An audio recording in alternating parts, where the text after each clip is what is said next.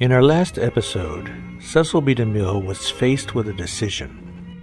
Should he and his partners join a combine? William Hodgkinson would buy 30 films a year at $17,000 each, which was a good deal. But Cecil was leery of one of the members of the combine. His acquaintance with David Belasco came from childhood, when the theatrical impresario had been a writing partner of Cecil's father, Henry DeMille. Because of Belasco's scandalous affair with Mrs. Leslie Carter, Cecil's father had ended the collaboration and the friendship. Years later, Cecil was invited to collaborate with Belasco on a play.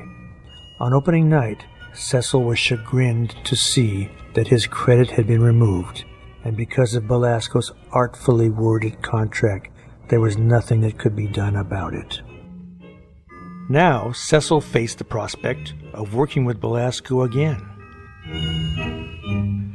The Lasky Feature Play Company had joined Paramount, and Jesse had bought Belasco's hit play, The Girl of the Golden West. Jesse had also drawn up an ironclad contract. Cecil was free to concentrate on his craft.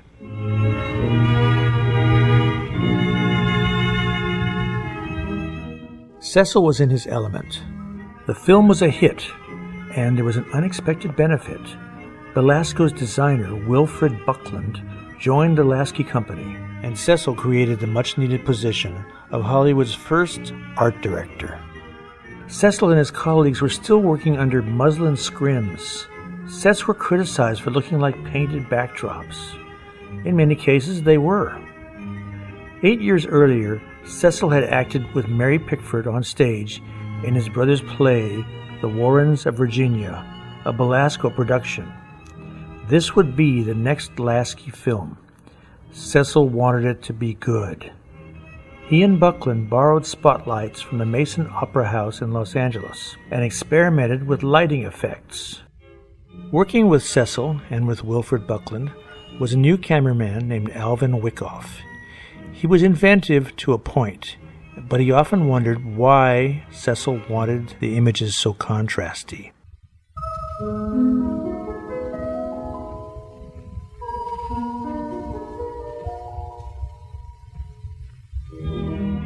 When Cecil shipped the finished film to New York, Sam Goldwyn did not like it.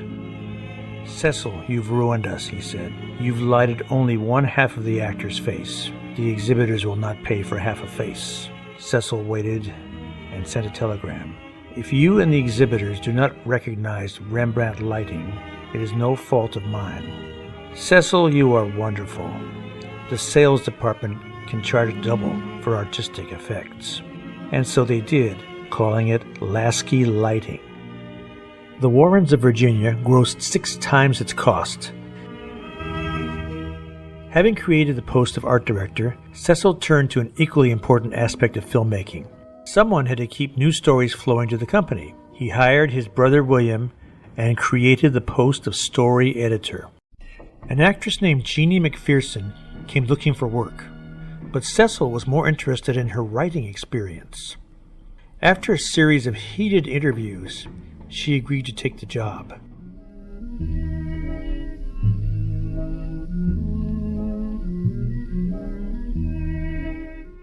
Jeannie McPherson would be Cecil's main writer for years to come.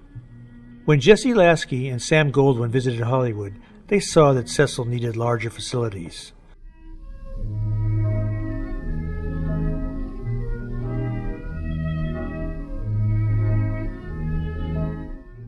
Vine Street was ready for more construction. The Lasky Company got stages and offices. Working 16-hour days, Cecil gave Lasky and Paramount a series of hits. Cecil had found his style. He had learned to use the language of film to tell a story. Now he needed to tell a story that was worth telling, something significant. He found it in social realism.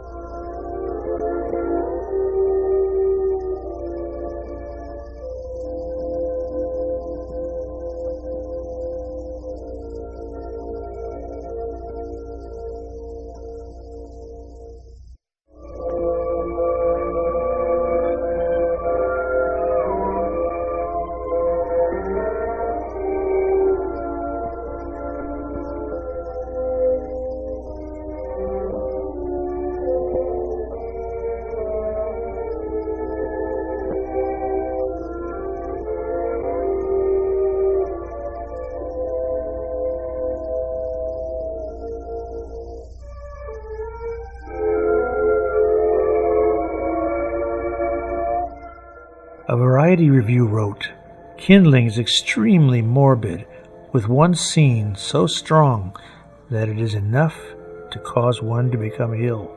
Moving Picture World was enthusiastic, calling the film a masterpiece. Cecil's direction was highly praised, and the film made 10 times its cost. In less than 2 years, Cecil B. DeMille had directed westerns, comedies, and dramas, propelling a minor company into competition with the majors, and establishing Hollywood as a film center.